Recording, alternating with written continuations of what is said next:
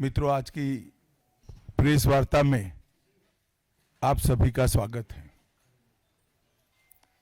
विगत सप्ताह में संसद में लोकसभा और विधानसभा, राज्यसभा दोनों जगह संविधान को स्वीकार किए हुए 75 साल के मौके पर संविधान की रचना, संविधान निर्माताओं का योगदान और संविधान में प्रस्तावित किए गए आदर्शों पर एक गौरवमयी चर्चा का आयोजन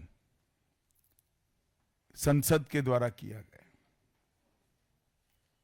वो चर्चा में 75 साल की देश की गौरव यात्रा, विकास यात्रा और उपलब्धियों की भी चर्चा होनी थी। ये तो स्वाभाविक है कि जब लोकसभा में, राज्यसभा में पक्ष और विपक्ष होते हैं तो हर मुद्दे पर लोगों का नजरिया अलग अलग होता है, दलों का नजरिया अलग अलग होता है, वक्ताओं का नजरिया अलग अलग होता है। मगर संसद जैसे देश के सर्वोच्च लोकतांत्रिक फोरम में जब चर्चा होती है तब इसमें एक बात कॉमन होती है कि बात तथ्य के आधार पर होनी चाहिए और बात सत्य के आधार पर होनी चाहिए। कल से कांग्रेस पार्टी ने जिस तरह से तथ्यों को तोड़ मरोड़ कर रखने का प्रयास किया है, ये अत्यंत निंदनीय है और मैं इसकी निंदा करना चाहता हूं। ये क्यों हुआ? क्योंकि भारतीय जनता पार्टी के वक्ताओं ने संविधान पर, संविधान की रचना के मूल्यों पर और जब जब कांग्रेस या भारतीय जनता पार्टी का शासन रहा तब शासन ने संविधान के मूल्यों का किस तरह से मूल्यांकन किया, संरक्षण किया और संवर्धन किया, इस पर फैक्ट के साथ भारतीय जनता पार्टी के वक्ताओं ने अनेक उदाहरणों के साथ जनता के सामने विषय रखे और उसमें वो तय हो गया कि कांग्रेस पार्टी आंबेडकर जी विरोधी पार्टी है, कांग्रेस पार्टी आरक्षण विरोधी पार्टी है, कांग्रेस पार्टी संविधान विरोधी पार्टी है, कांग्रेस पार्टी ने सावरकर जी का भी अपमान किया, कांग्रेस पार्टी ने आपातकाल डालकर संविधान के सारे मूल्यों की धज्जियां उड़ा दी, नारी सम्मान को भी सालों तक दरकिनार किया, न्यायपालिका का हमेशा अपमान किया, सेना के शहीदों का अपमान किया और भारत की भूमि तक को संविधान तोड़कर विदेशी देशों को देने की हिमाकत कांग्रेस पार्टी के शासन में हुई। जब ये पूरा सत्य उजागर हो गया तब कल से कांग्रेस पार्टी ने फिर एक बार अपनी पुरानी पद्धति को आजमाते हुए बातों को तोड़ मरोड़ कर और सत्य को असत्य के कपड़े पहनाकर समाज में भ्रांति फैलाने का एक कुत्सित प्रयास किया है। संसद में जब चर्चा हो रही थी, ये सिद्ध हो गया कि बाबा साहेब आंबेडकर का कांग्रेस ने किस तरह से पुरजोश विरोध किया था। बाबा साहब के न रहने के बाद भी किस प्रकार से कांग्रेस ने बाबा साहब को हाशिए पर ढकेलने का प्रयास किया। जब संविधान सभा अपना काम कर चुकी, चुनाव हुआ 1951-52 में और 54 में, दोनों बार कांग्रेस ने बाबा साहब को हराने के लिए कोई कसर नहीं छोड़ी। यहां तक कि फ्रेंडली चुनाव होता है, स्पिरिट वाला चुनाव होता है, ऐसा चुनाव भी नहीं था। विशेष प्रयास किया गया और वो उनकी हार को सुनिश्चित किया गया।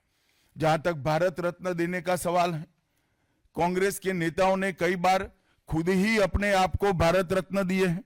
55 में नेहरू जी ने खुद को भारत रत्न दे दिया, 71 में इंदिरा जी ने खुद को भारत रत्न दे दिया और 1990 में बाबा साहब को भारत रत्न तब मिला जब कांग्रेस पार्टी सत्ता में नहीं रही और भारतीय जनता पार्टी के समर्थन वाली सरकार थी।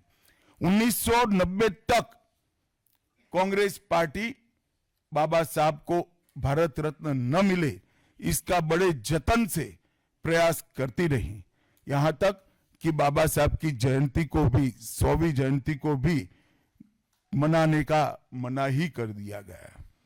नेहरू जी की अंबेडकर जी के प्रति नफरत जग जाहिर है।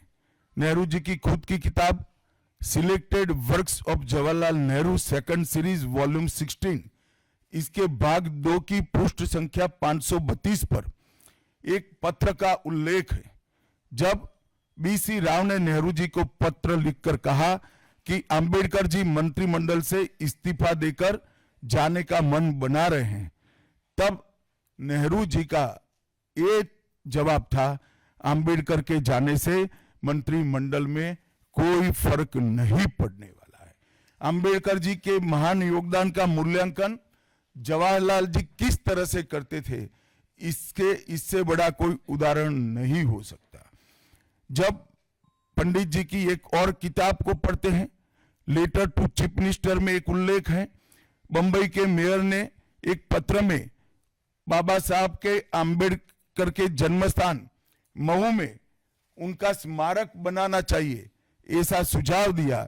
18 जून 1959 को पंडित जी ने कहा, सरकार के लिए स्मारक स्थापित करना बिल्कुल सामान्य बात नहीं होगी, आमतौर पर स्मारक निजी पहल से किया जाता है। अपने परिवार के चाहे कोई भी सदस्य हो, नेहरू जी हो, इंदिरा जी हो, संजय गांधी हो, राजीव गांधी हो, कई सारे लोगों के लाखों स्मारक देश के अंदर बनाने वाले परिवार के मुखिया कहते हैं कि आमतौर पर निजी पहल पर स्मारक बनाया जाता है, क्योंकि ये स्मारक B.R. आम्बेडकर जी का था। मित्रों, जब एक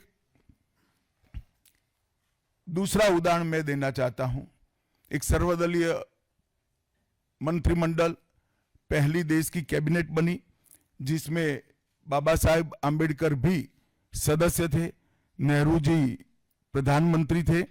नेहरू जी की किताब selected works of Jawaharlal Nehru में एक और उल्लेख आता है, नेहरू जी के आश्वासन के बावजूद आम्बेडकर जी को कोई महत्वपूर्ण विभाग नहीं दिया गया और ये स्पष्ट इसके अंदर उल्लेख है कि सरकार की नीतियों, विशेषकर विदेश, रक्षा और अनुसूचित जाति और जनजाति से जुड़ी हुई नीतियां और 370 के खिलाफ आम्बेडकर जी थे।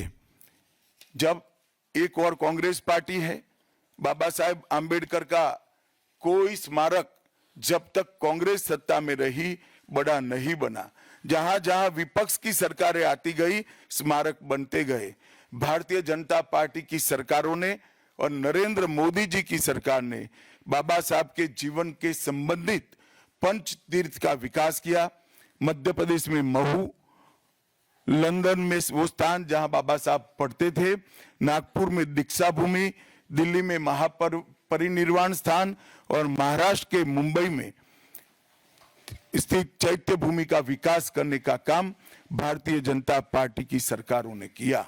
19 नवंबर 2015 को नरेंद्र मोदी जी ने अंबेडकर जी के सम्मान में 26 नवंबर को संविधान दिन घोषित किया।